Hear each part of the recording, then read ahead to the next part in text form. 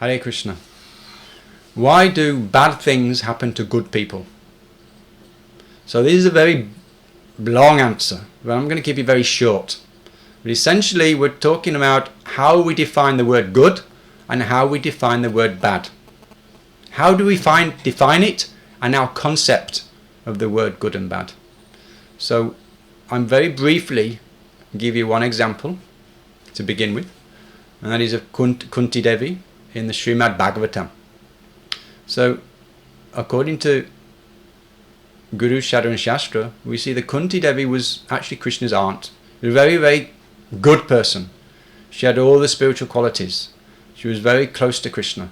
Her mind was always taking shelter of Krishna.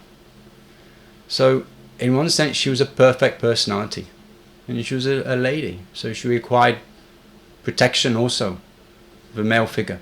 So she had 5 sons. They stuck together. So many bad things were happening to this family. Maybe you know. If you don't know, then I would say a little bit. But they were cheated from their kingdom. Their house was deliberately burnt to try to destroy them. People tried to poison them. They were told to leave their kingdom altogether. They had to live in the jungle. There were princes and queens and princes, and they had such an opulent kind of lifestyle, but they had to tolerate jungle life. And in that jungle life, they were even attacked by cannibals. So why is it that someone who's actually related to Krishna, and he was so closest to Krishna, is completely surrendered to Krishna, why is it someone who's a devotee of God experiences all these difficulties, all these bad things are happening? Because we're looking at it with the material consciousness. That is our consciousness. These bad things are happening to this good person. So, to understand the depths of this question, we have to see how the personality, how that good person is perceiving things. So what does Kunti say?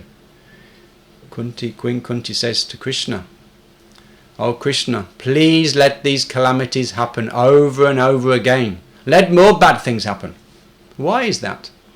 Because when these calamities happen, when bad things happen in a life, the devotee automatically takes shelter, even more shelter, of Krishna. Please Krishna, this terrible thing is happening. Please look after me. Please protect me. So it increases and bonds our relationship with Krishna all the more. We remember Krishna all the more. But if we're in a situation where it's very ease-loving, life is very nice, there's nothing bad happening, then we're actually in a very bad situation. But it appears to be a good situation. Oh, I've got a lot of money, my body's very healthy, I've got a good job, a nice wife, nice family, I can just do as I like, I can watch television, I can enjoy different foods, I can visit different places on the planet. This is actually a bad thing that's happening. But the concept is a good thing. Because what? We're looking for an ease-loving situation. We're looking for sense gratification. There are no difficulties for the body or the mind. But from a spiritual perspective, this is a very dangerous situation. Because everything is going nicely, we don't take shelter of any spiritual personality. So what happens at the moment of death? We're meditating on the nice place we're living, we're meditating on the money, we're meditating on the children, on the job. And what happens? We have to take birth again. Because that's what we're desiring. To fulfill our desires, we take birth, so again we can continue this kind of lifestyle. So this is a terrible situation to be in. But if you see people around the world and they're in a suffering condition, you go to so many second world countries, third world countries, and people are desperate. They're desperate for food, they're desperate for shelter, they live in extreme circumstances. It's like that in Vrindavan. People live in extreme, they're very deprived people. They're suffering from malnutrition, they have so much extremes in weather.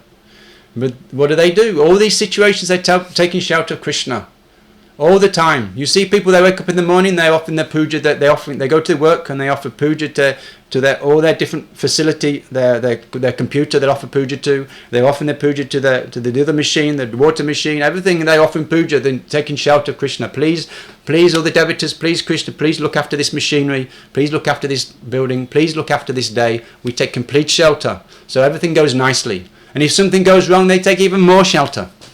And if nothing goes wrong, they give a special gift to Krishna. Oh, today's day or this particular pastime, this event has gone very nicely. There was no difficulty. So please take this special offering of sweets.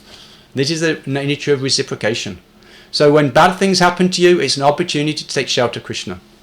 And that's why bad things not only happen to good people or bad people, but good people relish bad things because they take it as the mercy of the Lord.